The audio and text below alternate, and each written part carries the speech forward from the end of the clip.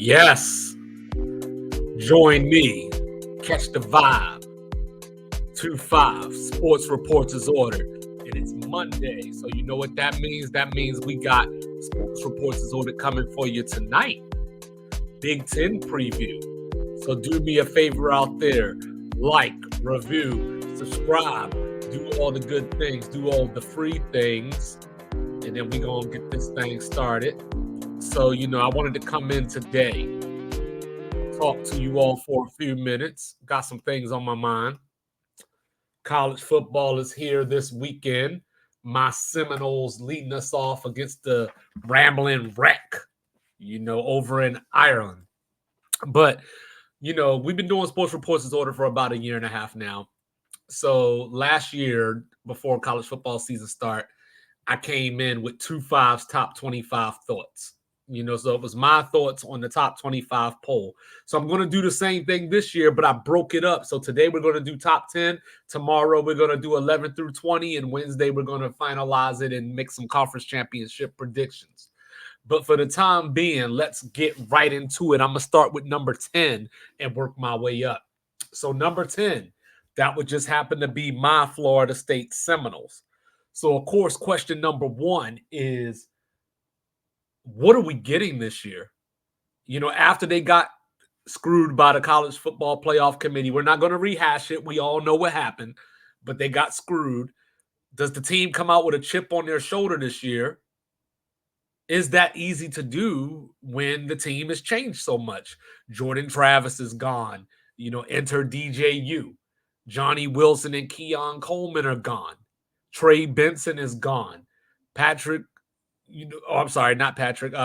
Fisk and Jared Verse gone. Renardo Green gone. So what does Florida State have left over? Are they in a position where they have too much to replace? So, they get Clemson at home. They go to Miami. They also go to South Bend. But they got a big one out of conference. And I know you're going to laugh at me when I say it.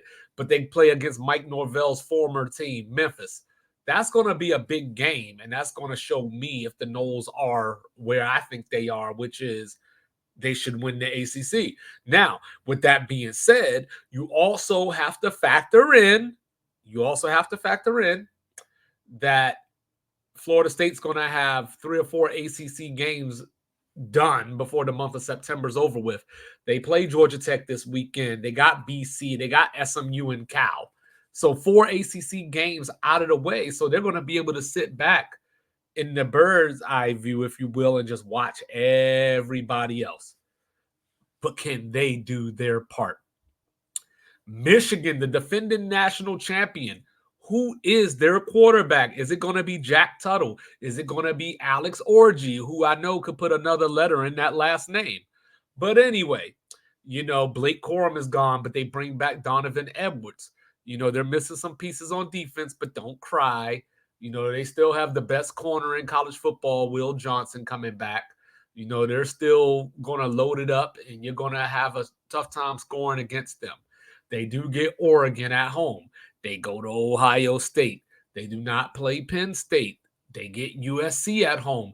As a matter of fact, they get 8 home games, and their first 5 games of the season are at home, including one of my favorite rivalries, the Little Brown Jug against the Minnesota Golden Gophers. But that's just me. I know the rest of you don't feel that way. Brings us to number 8, the Nittany Lions. Penn State. James Franklin, 4-16 against Ohio State and Michigan. The good news is he only plays Ohio State this year. The bad news is he goes to Camp Randall. You get USC, and USC is one of those teams this year I feel is, Forrest Gump, life is like a box of chocolates. That's USC this year. You have no idea what you're going to get outside of maybe they're going to score a lot of points. Outside of that, wild card. But Penn State, if you don't get to the Big Ten championship game this year, I don't know what to tell you because I don't know when it's going to happen. Because Oregon is only going to get better. Phil Knight has already said unlimited funds. So they're going to be the ultimate warriors. I already call them Duckzilla. You got Michigan that might be down this year, but they ain't going to stay down very long. You know what Ohio State is. So this might be the year for you to get to the Big Ten championship game. Now, last year, they only lost 2 games, which were to Ohio State and Michigan. Drew Aller is back, but we need to see him throw the ball down the field a little bit more. I'll get into a little bit more of that on Sports Reports is ordered later tonight. But I'm not impressed. He was supposed to come in and be the savior. Not so much so far. Watch out, though. Week 1, they open up in Morgantown. All right. Number 7, the Fighting Irish of Notre Dame. Marcus Freeman's job is on the line. Now, I know he hasn't had a losing season, but this is Notre Dame that we're talking about. They're on that, Dallas Cowboys, San Francisco 49er thing where they haven't won a national title since 1988. Penn State hasn't won since the year before that. But, we're sitting here 2 weeks away or 12 days away from them coming down to College Station to get some Aggie.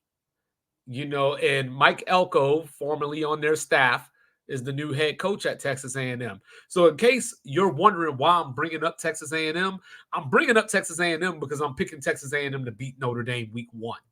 Now, Notre Dame lost their starting tackle. Joe Alton's in the NFL.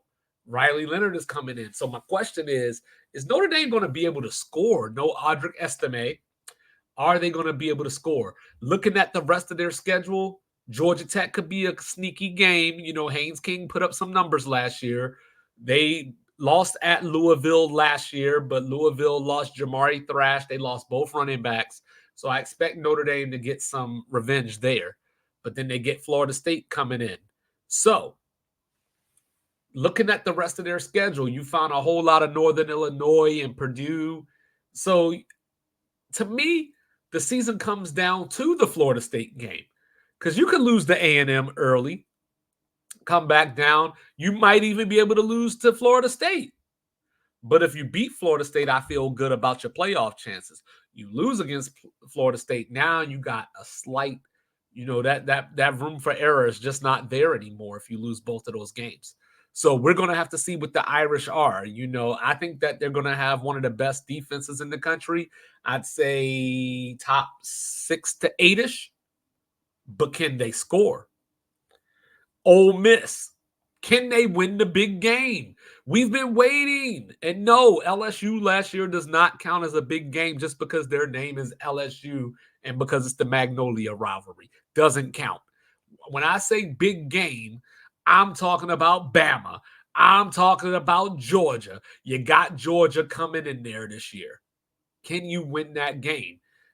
Everybody's been blowing smoke, myself included, when the offseason first started, talking about how Ole Miss was going to be a team to watch out for this year. They bring back their quarterback, Jackson Dart. Quinshon Judkins, he went to Columbus. So, Ole Miss always has talent across the board. They just got to put it together. But the problem may be Lane Kiffin. Not that he needs to be fired, not that he's a good coach, but some coaches see James Franklin just don't win the big games. Now, they get excuses because people say, oh, well, they lost to Bama. Oh, well, they lost to Georgia. Well, you know what? If you're one of the big boys, then beat them every now and again. That's it. You know what I'm saying? Then you got, speaking of Bama, you got them at number 5. You got all the questions in the world about Bama. Kalen DeBoer coming in with his 103-12 head coaching record. Kalen DeBoer coming in. Didn't bring a whole lot from Washington with him. Didn't even get to keep Ryan Grubb because he ended up in Seattle. So what are we going to get from Alabama? They probably have one of the best staffs in the country. Kane Womack left South Alabama to coach on their staff. Buffalo's head coach left to coach on their staff. So not only does Alabama replace players, apparently they replace coaches with sitting head coaches. So what do you do about that? They get Georgia at home. They get LSU this year, so, and of course, the big game with Tennessee.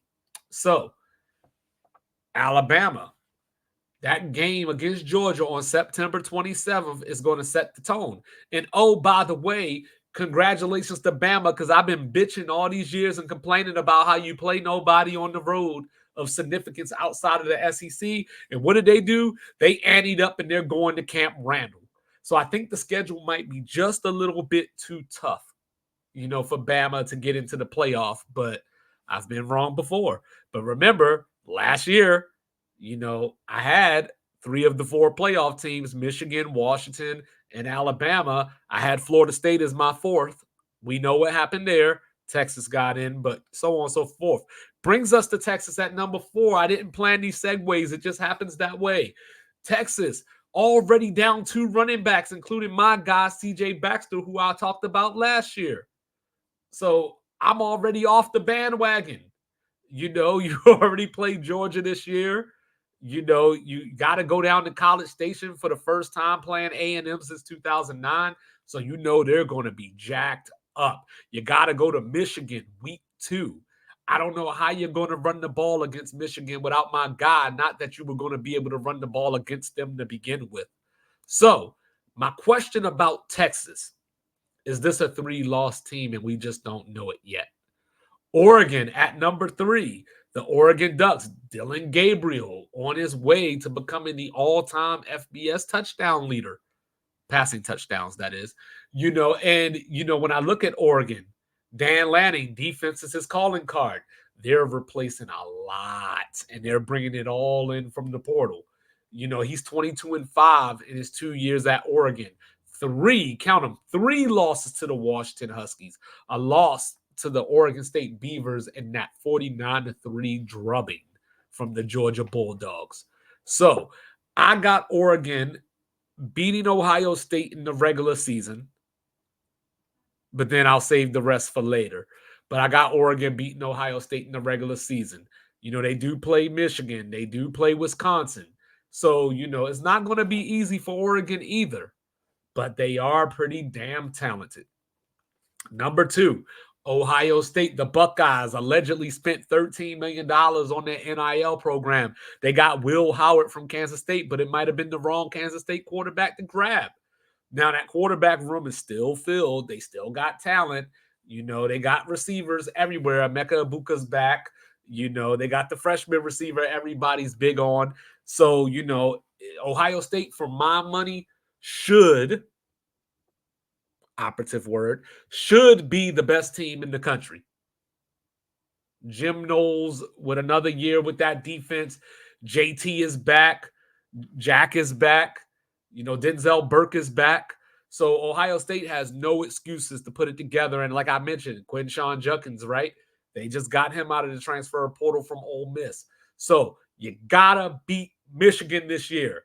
Now, I'm not one of those people that thinks that Ryan Day should be fired, but lose to Michigan this year, Ryan Day. I dare you. I dare you.